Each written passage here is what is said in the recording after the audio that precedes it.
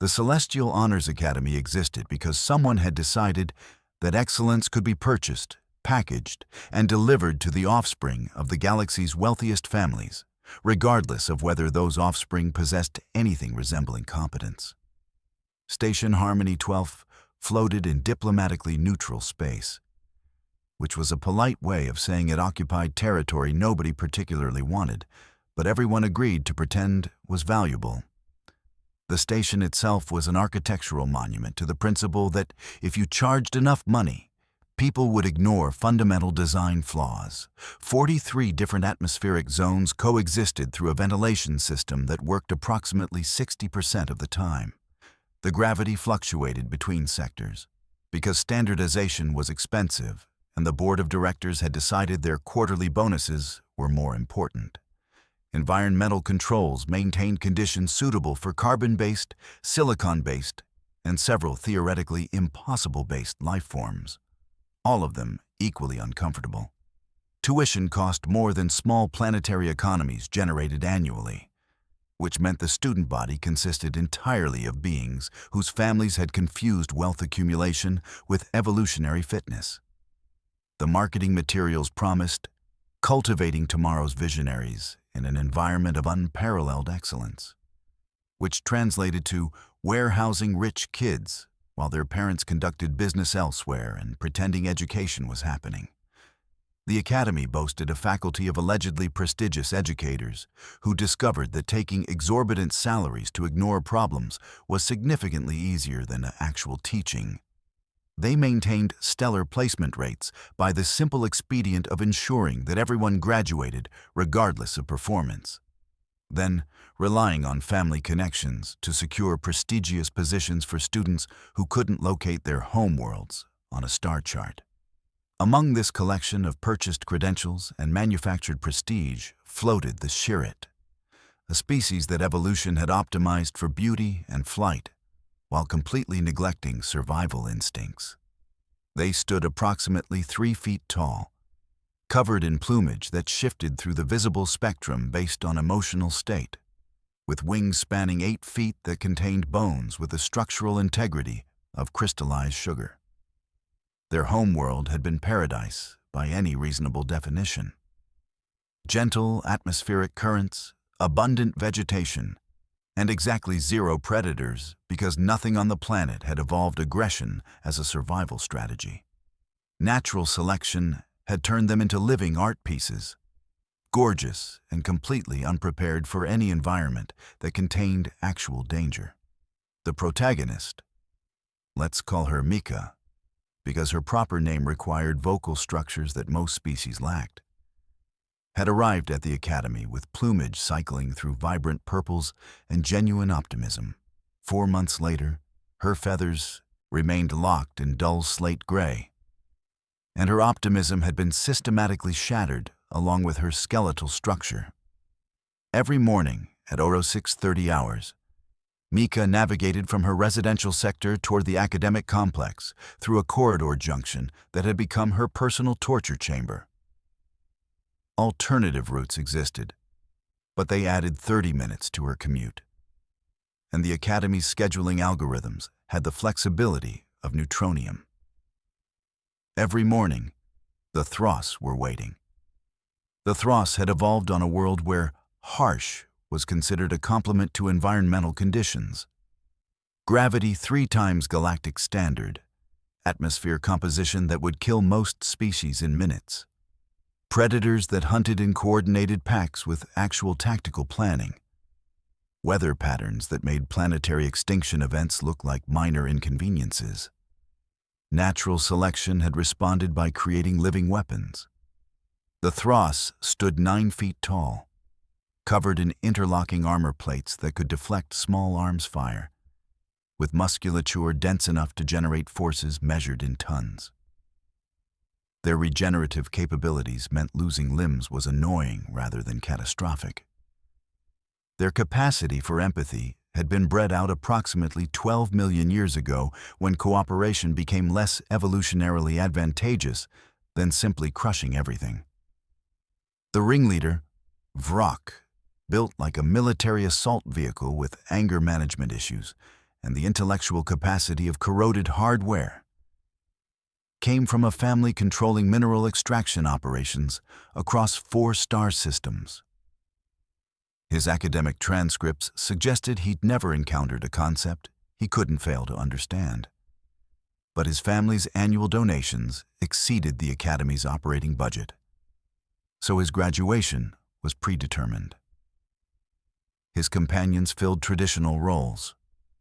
Gar was larger and followed orders with the enthusiasm of someone whose family wealth was measured in millions rather than billions. Sect was smaller but crueler, the type who'd tortured small creatures as a juvenile and simply scaled up the hobby as he matured. The morning ritual had achieved the consistency of religious observance. Mika would turn the corner, carrying educational materials and diminishing hope. Vrak would block her path with the casual confidence of someone who'd never faced consequences. Gar would provide laugh-track services while making observations about fragile species and evolutionary failures. And Sect would reach out with claws designed for rending armor plating and simply snap her left wing backward until molecular bonds failed. The medical facility staff were consummate professionals. They'd set fractures, apply regenerative compounds, and dispatch her to classes wearing stabilization equipment. Chirrut physiology healed rapidly when properly treated. By the following morning, her wing would be functional enough to break again. The faculty knew because surveillance systems monitored 94% of station surfaces. They knew because witnesses existed. They knew because medical logs displayed patterns that would make statistical analysis weep. But knowing and acting were separate activities entirely, and the faculty had perfected the former while studiously avoiding the latter. The Thros weren't technically violating regulations. Assault required proof of malicious intent, and Sect was exceptionally careful to frame each incident as accidental contact during corridor navigation. Micah never filed formal complaints because she'd learned the administrative process existed primarily to shield the institution from liability rather than protect students from harm. The official position, insofar as one existed in documentation nobody actually read, was that students needed to develop conflict resolution capabilities. The unofficial position was that intervention required effort and potentially upset families whose financial contributions funded administrative compensation packages. Character development, they called it. Preparing students for real galactic conditions, learning to navigate complex interpersonal dynamics, which was sophisticated language for, we're being paid to pretend we don't notice weekly assault. Then Earth submitted a transfer application that made the admissions committee reconsider their career choices. Humanity had joined the galactic community 76 years prior, which was sufficient time for everyone to realize that welcoming them had been either the most brilliant diplomatic maneuver ever executed or the most catastrophic mistake in recorded history, depending on which recent incident you were discussing and who'd been affected. Humans originated from what official classifications designated a Class 5 extinction threat environment, which was bureaucratic language meaning their planet was actively attempting to kill them through every available mechanism, and they'd somehow decided to thrive anyway, through spite and increasingly creative violence.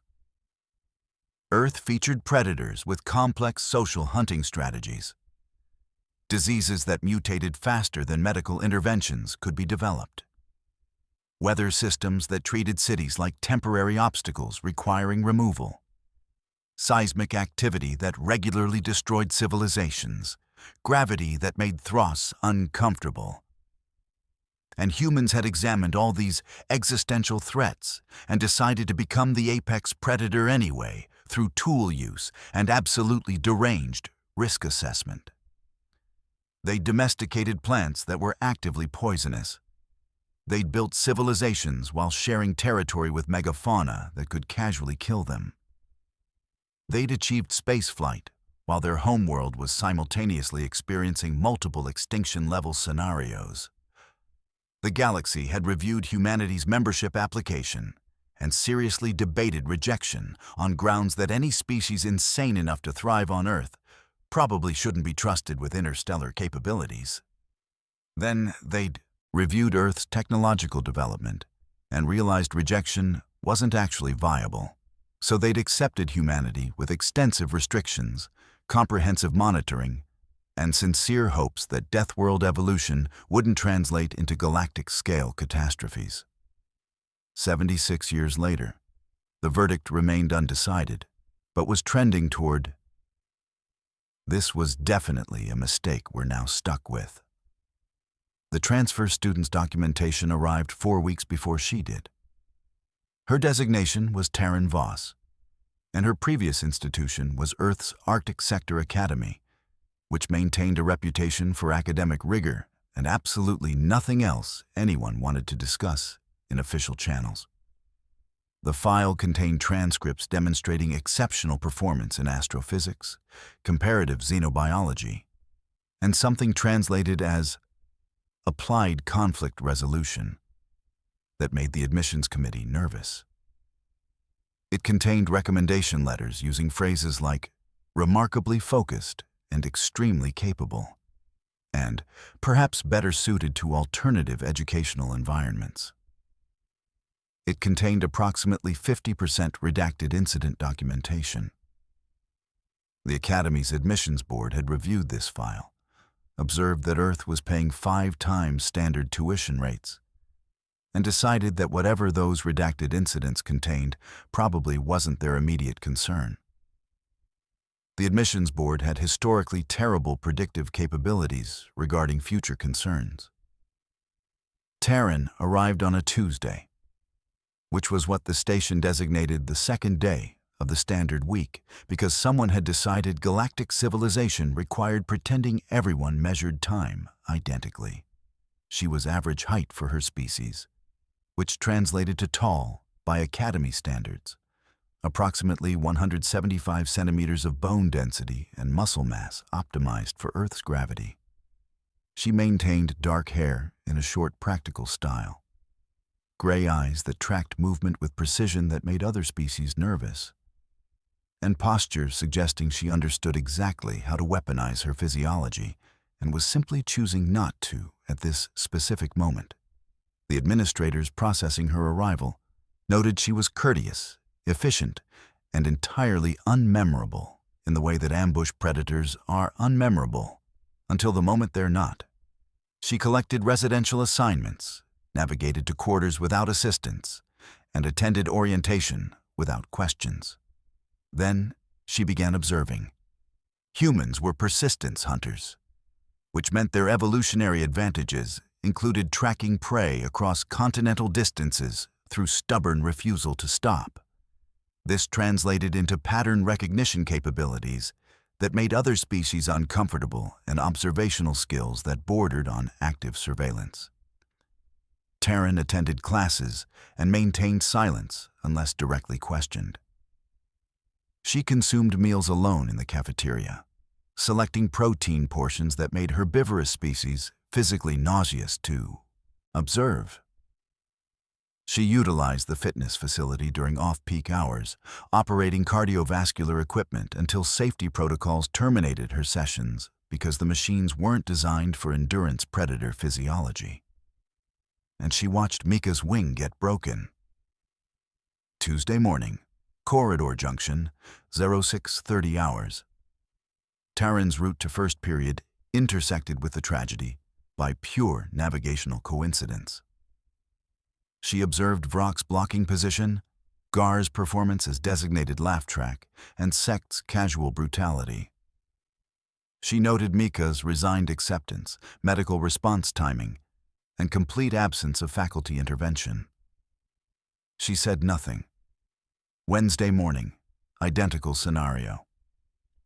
Taryn arrived 4 minutes earlier and positioned herself where she could observe the complete interaction.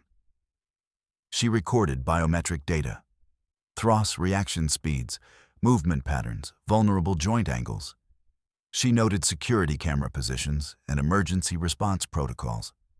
She said nothing. Thursday morning, Taryn skipped morning nutrition intake to arrive 12 minutes early.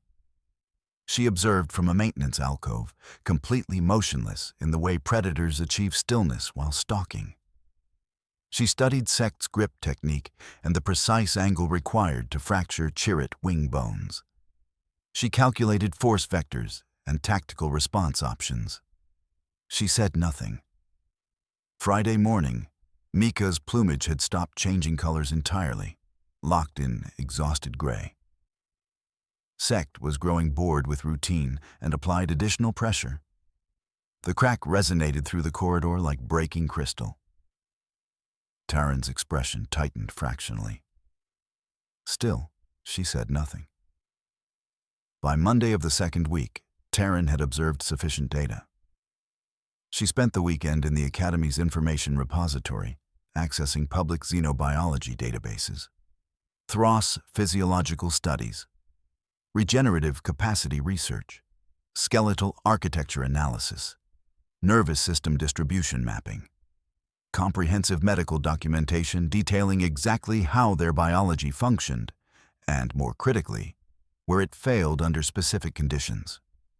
She cross-referenced this with human martial combat archives, specifically those developed for asymmetric warfare scenarios. Krav Maga's emphasis on vulnerable point targeting. Muay Thai's focus on elbow and knee strike mechanics. Brazilian Jiu-Jitsu's joint manipulation principles. Russian Sistema's concepts of exploiting structural weaknesses. She reviewed footage of human combat sports. Mixed martial arts fighters who'd mastered defeating larger opponents through technique and precision rather than strength. Boxing matches where smaller competitors destroyed larger ones by attacking vulnerabilities. Street fighting documentation from Earth's high-gravity urban environments, where humans practiced violence on each other for recreational purposes. By Tuesday morning, she possessed comprehensive understanding of Thros weaknesses and 23 different strategies for exploiting them. She selected the most efficient option. Tuesday, 30 hours. Mika rounded the corner precisely on schedule, her wing from yesterday's breaking already healed sufficiently to break again. Her plumage remained the gray of abandoned hope. Her educational materials trembled slightly in her grip. Vrock blocked the corridor with confidence derived from never facing challenges.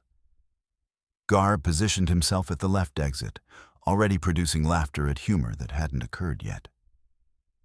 Sect approached from behind, claws extending, anticipating the familiar sound of breaking bone. Taryn stepped out of the maintenance corridor that definitely wasn't part of standard student routes.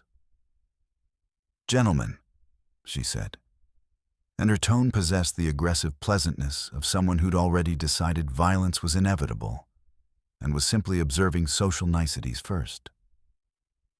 "Fascinating ritual you've established. Very consistent. Predictable, even. Almost like you're following a schedule." Vrock rotated, his massive form occupying the space. Up close, he was genuinely impressive. 270 centimeters of evolutionary advantages and inherited wealth. His armor plates reflected corridor illumination. His dentition was visible when he smiled. "Human. This doesn't concern you." "See, I fundamentally disagree with that assessment." Taryn advanced with hands loose and relaxed at her sides. "Observing someone commit assault every morning for 2 weeks makes it my concern. Basic ethical framework. You probably skipped that section in favor of remedial cognitive function exercises." Gar laughed because that was his designated function. "Walk away, Deathworlder. Your species might have a reputation, but you're still one individual against 3 Thros. Our armor can deflect projectile weapons." "Genuinely impressive," Taryn agreed. "Quick question about that armor. Does it cover your joints, specifically the articulation points where your plates connect?" Because I've been conducting research, and your evolutionary development prioritized frontal protection over flexibility. Classic apex predator adaptation functions excellently until someone targets the gaps. Sect still maintained his grip on Mika's wing. Your species has regulations about violence. We've researched human legal frameworks. You can't simply attack students. You're absolutely correct, Taryn said.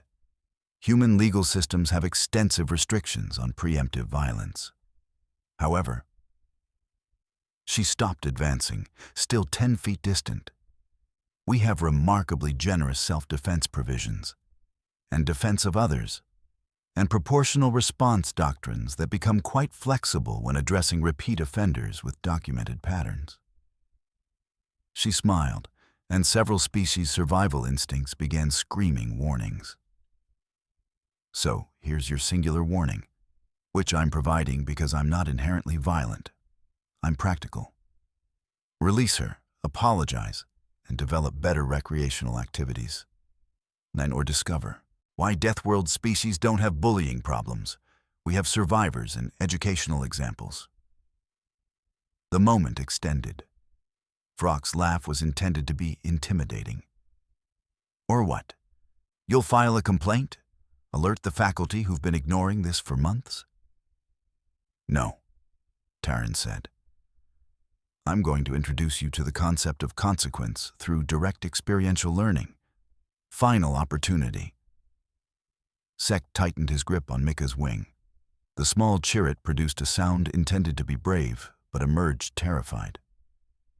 The crack began forming. Taryn moved. Humans aren't the fastest species in the galaxy.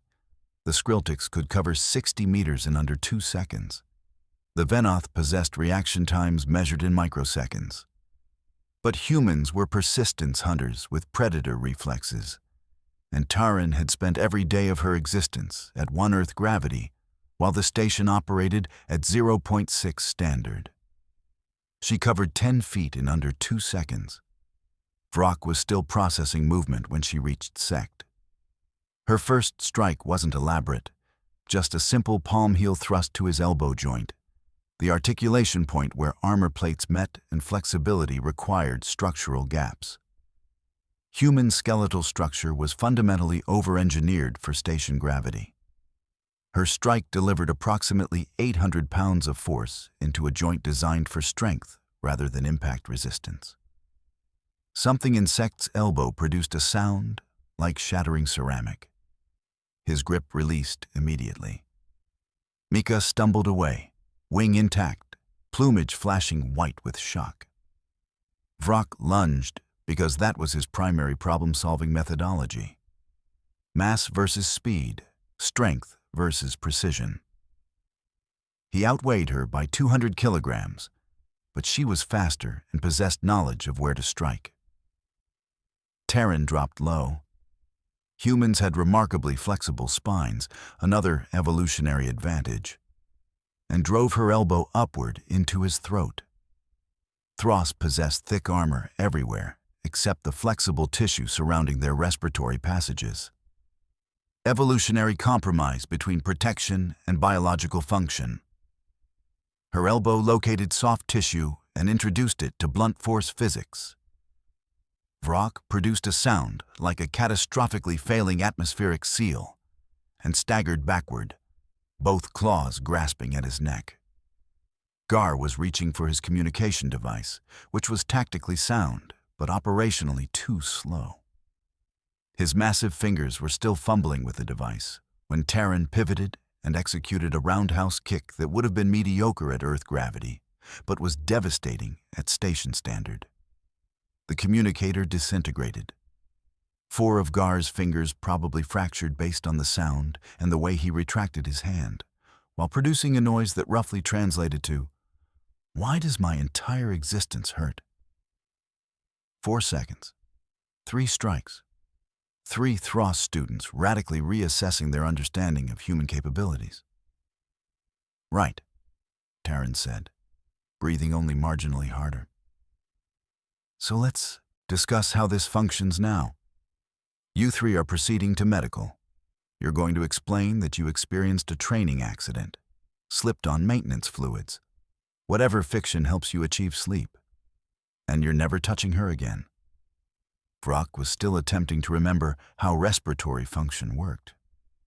Sect cradled his destroyed elbow. Gar stared at his broken fingers like they'd personally betrayed him. You attacked us, Sect managed. Station regulations prohibit. Station regulations, Taran interrupted, prohibit violence between students. Observe, I haven't actually violated that regulation. This was defense of another, justified force. Select your legal framework. But if you want to file complaints, the security footage documents 2 weeks of you three committing assault. So we can all proceed to discuss patterns of behavior with administration, or we can all maintain silence and move forward. Your selection. She rotated away from them, calculated risk, dominance display, and approached Mika. You intact? The small Shirit stared upward with eyes too large and currently too bright. Why would you? Because somebody should have done it weeks ago, Taran said. Come on, let's not be late to first period. They departed together. Behind them, 3 Thross students contemplated the variable nature of risk assessment and the sudden realization that size wasn't the only relevant factor. The medical facility incident report documented 3 cases of training accidents occurring simultaneously, which should have triggered investigation protocols, but somehow didn't. The attending physician noted that Thross students engaged in recreational combat regularly and filed standard treatment documentation. The security footage was reviewed by a junior administrator who observed approximately 17 policy violations, flagged the file as requiring senior review, and forwarded it into a bureaucratic void where uncomfortable truths were sent to die slowly. By lunch period, the entire student population possessed the information. Data traveled at quantum speeds in enclosed environments, especially when that data involved violence and species dynamics and the sudden demonstration that humans weren't merely theoretical threats. The cafeteria's ambient noise decreased 20 decibels when Taran entered. She collected her food, something with sufficient protein to make herbivores physically ill, and sat at an empty table. 15 seconds later, Mika sat across from her. May I? The Chirit started, her plumage flickering uncertain green. Certainly, Taran said. They consumed nutrition in silence for approximately 6 minutes before Mika spoke again. Nobody has ever... Yeah, Taran said. I observed. Why? Taran considered this while consuming something approximating beef. Because I've been in your position. Different context, identical result. And I decided that if I ever witnessed it happening again, I'd be the person who acted instead of the person who observed and did nothing. You could be expelled. Possibly. Probably not. Earth pays quintuple tuition, and the footage documents justified force. Worst case scenario, they issue a warning, and I promise to behave. Taran's smile made several nearby students remember urgent appointments elsewhere. Best case scenario, those 3 learned that target selection has consequences. The week that followed demonstrated the fluid nature of social hierarchies when force dynamics shifted fundamentally. The Thross students huddled in defensive groups, recalculating their position in the pecking order. Other species observed Taran with mixtures of respect and terror. The smaller, more vulnerable students began orbiting her cafeteria table, not quite approaching, but definitely gravitating closer.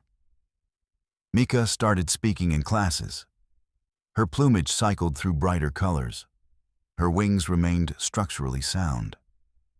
Vrock made one attempt at retaliation on Friday, cornering Taran in a supposedly empty corridor. She fractured his regenerating arm in 5 places, dislocated his shoulder and hip, and suggested he invest in pattern recognition as a survival skill. He didn't attempt again. The faculty continued their policy of aggressive non-intervention because acknowledging the situation would require effort and possibly accountability. The surveillance footage remained under review in the administrative equivalent of permanent storage. By month's end, the academy had achieved a new equilibrium. The Thros students learned that might didn't guarantee right, especially when regeneration couldn't maintain pace with educational experiences. The smaller species learned that protection was possible when someone cared sufficiently to provide it. And Taran established herself as exactly the kind of student the academy needed, but definitely didn't want.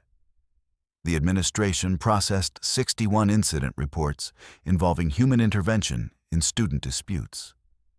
They filed all of them under cultural differences requiring further study, and pretended vigorously that they weren't operating an institution where violence had become the primary conflict resolution mechanism. 3 months into the semester, Mika asked Taran why she'd actually transferred from Earth. They were in the observation deck, watching stars rotate past, and Taran was quiet for an extended period. There was another student. Smaller individual, wrong species in the wrong district. Local enforcement wasn't intervening, so I intervened. What happened? The individual lived. The bullies learned lessons, and Earth's Arctic Sector Academy suggested I might thrive in a different educational environment. Taran's reflection in the viewport showed a smile that wasn't entirely pleasant. Turns out, some lessons are universal. Do you regret it? Not even slightly. Mika's plumage shifted to warm gold. Thank you. Don't mention it. Literally. I'm reasonably certain half of what I did violates regulations I haven't read yet. They observed the stars in comfortable silence. 2 students from incompatible species united by the simple truth that sometimes the right action was the violent action. And civilization only existed because someone was willing to enforce it when the systems failed. The semester continued. Examinations were passed or failed based on actual merit. The Thros students developed healthier hobbies, or at least more careful target selection. The Chirrut students navigated corridors with wings that remained intact. And Taran Voss established herself as the walking embodiment of the galaxy's ongoing debate about whether humanity's inclusion was brilliant or catastrophic. By year's end, the Academy had achieved something resembling functional civilization, maintained through a combination of actual regulations and the understanding that some students had evolved beyond their apparent vulnerabilities and were perfectly willing to demonstrate this fact through direct application. The administrators never officially acknowledged anything had occurred. The security footage remained permanently under review, and the galaxy's commitment to peaceful coexistence continued being maintained through strict regulations and occasional reminders that some species had evolved to solve problems with extreme prejudice. Mika's morning routine changed permanently. She still woke at 6:30, still consumed terrible nutrient paste, still navigated oversized corridors. But now she walked with intact wings beside a human who decided that natural selection could use some artificial intervention, and the universe was better for it. The Celestial Honors Academy continued its mission of educating tomorrow's leaders, producing graduates who'd learned that consequences were things that happened to people who picked the wrong targets, and that sometimes the most important lessons weren't in any curriculum. And somewhere in the corridors of Harmony 12, a small Chirrut student flew with unbroken wings while a human walked beside her. And both of them understood that civilization was just controlled violence pointed in the right direction. The galaxy called it barbaric, uncivilized, a concerning regression to primitive conflict resolution. But then, the galaxy hadn't spent 10,000 years learning that the alternative to violence wasn't peace. It was just violence happening to people who couldn't fight back. Humans called it justice. The rest of the galaxy would learn the difference eventually. Or they wouldn't. And the educational experiences would continue until pattern recognition improved. Either way, Mika's wings stayed intact. Taran's record remained technically clean. And the bullies learned that breaking fragile things worked perfectly until something unbreakable broke them instead. Which was exactly the kind of cosmic irony the universe specialized in, and exactly the kind of lesson that made humanity's membership in galactic civilization either the best decision ever or the worst mistake imaginable.